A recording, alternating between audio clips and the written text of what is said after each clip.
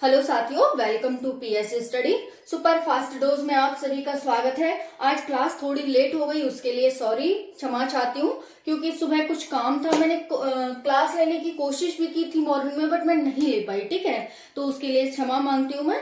और अभी हम क्लास स्टार्ट करते हैं। सुपर फास्ट डोज 10 मिनट में 15 खबरें। आज खबरें कुछ ज्यादा हैं, यानी कि 15 खबरें हैं इस वीडियो में, क्योंकि सभी इंपॉर्टेंट है, तो मुझे छोड़ने से अच्छा लगा कि मैं ना पढ़ा दूं। ओके, तो 10 मिनट में 15 खबरें हैं। खबरें फटाफट। यहाँ पर ये भारत का मैप है, आप इसे हमेशा ही अपने दिल दिमाग में रखें और इसके लिए अपने सेवा भाव रखें इसके लिए। ओके, तो 27 अक्टूबर 2022 की आप न्यूज देख सकते हैं। यहाँ पर स्टार्ट करते हैं। ब्रेन फॉग क्या है? यानी कि दिमाग का धुंध। ठीक है, देखो ब्रेन फॉग है जिन जिन जिन भी लोगों को कोविड हुआ था। आपको पता है 2020 में कोविड आया था, तो कोविड के बाद जिन लोगों में कोविड हुआ था, उसके बाद जो लोगों में सिम्टम देखे गए, देखो इसके लक्षण क्या क्या होते हैं। ये दिमाग का धुंध होता है।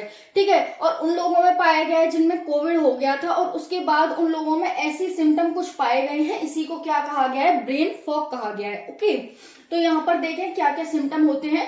मेमोरी लॉस हो जाना, यानी कि जो भी उनके दिमाग में याददाश्त थी वो सारी गायब हो जाना। ठीक है, कंफ्यूजन हो जाना, यानी कि अगर कोई बात है तो उसमें कंफ्यूज होना कि भाई ये ऐसे था या ऐसे था।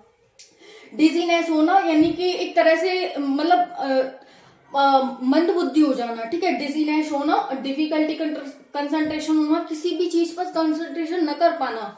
ठीक है, तो डिफिकल्टी कंसंट्रेशन हो गया। लैक ऑफ मेमोरी क्लैरिटी, कोई भी मेमोरी में क्लैरिटी नहीं होना। ग्रेस्पिंग पावर स्लो हो जाना, ये इसके लक्षण है और उन लोगों में देखा जा रहा है जिन लोगों को कोविड हुआ था। ठीक है, अब इसके उपाय क्या है? जल्दी उठे, एक्सरसाइज करें, धूप सेकें। ठीक है, यहाँ धूप निकलती है सुबह की, जो सूरज की धूप होती है, क्योंकि विटामिन डी की कमी हो जाती है, तो उसकी वजह से धूप सेकें आप। 7 से 8 घंटे पूरी नींद लें। खाना टाइम से खाएं और शुगर बीपी से बचें। ठीक है, ज्यादा मीठा मीठा ना खाएं, बल्कि एक्सरसाइज वगैरह ज्यादा करें। ओके, और ज्यादा तीखा भी ना खाएं, ज्यादा मीठा भी ना खाएं। तो इन सब, अगर किसी भी व्यक्ति में आपके आसपास ऐसी चीजें हैं, बट अपने ऊपर मत ले लेना कि आप हमें भी हो रहा है। ये नॉर्मल होता है लोगों में। ठीक है, अगर आपको भी है कि भाई, आपको ऐसा नहीं है कि आप अपना सोच लो कि भाई मैं भी भूल जाता हूँ। थोड़ा नॉर्मल तो सभी में होता है, भूलने की भी आदत तो सभी में होती है। क्यों होती है? क्योंकि हम सारा मोबाइल पे डिपेंड हो गए हैं। हम सब कुछ क्या करते हैं, हम याद करने की बजाय फोटो खींच लिया, फोटो खींच के जब कभी जरूरत पड़ेगी तो हम याद कर लेते हैं। मतलब हमने याद करना ही छोड़ दिया है फोन के इस ऑनलाइन मार्केटिंग के चक्कर में। ठीक है, तो आप क्या करें, आपको भी अगर ऐसी दिक्कत हो रही है, ठीक है, ये नॉर्मल है, आप अपने ऊपर मत ले लेना कि हमें भी ऐसी हो रही है तो हमें भी कोविड है, या ऐसा कुछ नहीं है।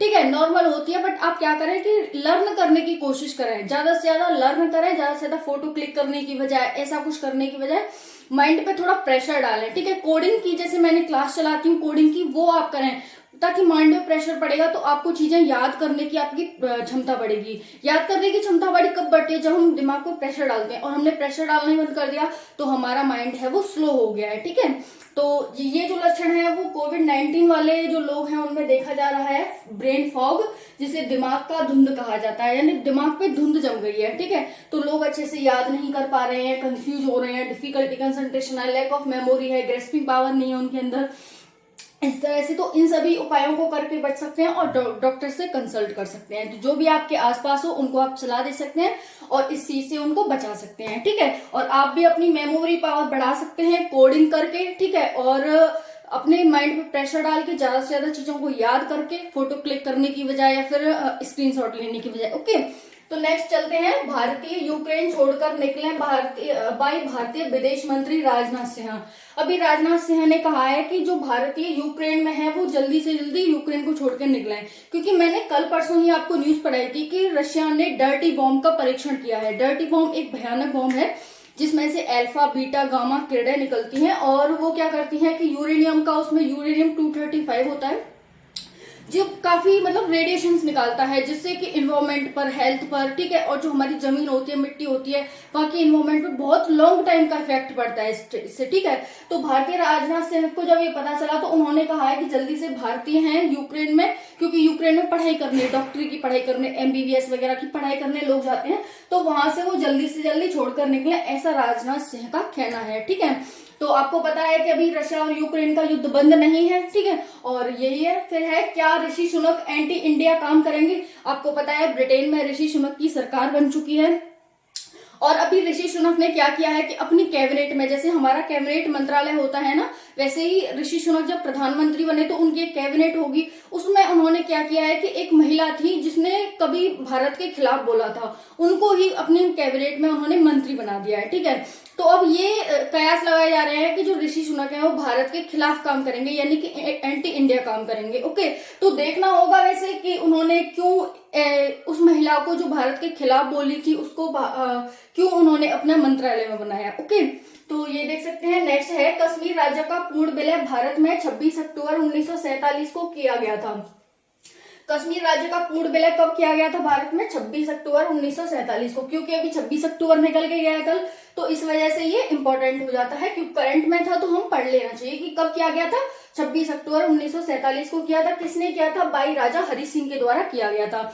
जब पाकिस्तान ने जम्मू कश्मीर पर आक्रमण कर दिया था, उसे अपने कंट्रोल में करने के लिए, तभी वो पीओके को अपने अंडर में ले गया था, ठीक है। तो राजा हरि सिंह ने, क्योंकि वो नहीं उसे कंट्रोल कर पाए थे, तो इस वजह से उन्होंने क्या किया था, जो सरदार वल्लभ भाई पटेल थे और जो नेहरू वगैरह थे, इनके साथ मिलकर के क्या किया था, विलय पत्र पर हस्ताक्षर कर दिए थे। ओके, तो यहाँ पर आप देख सकते हैं। नेक्स्ट है भारत की पहली प्रवासन निगरानी प्रणाली का उद्घाटन मुंबई यानी कि महाराष्ट्र में किया गया है। प्रवासन प्रणाली का उद्घाटन कहाँ किया गया है? मुंबई महाराष्ट्र में किया गया है, कि जो भी प्रवासन होगा उसकी निगरानी करने के लिए एक प्रणाली का उद्घाटन किया गया है मुंबई महाराष्ट्र में। किसके द्वारा?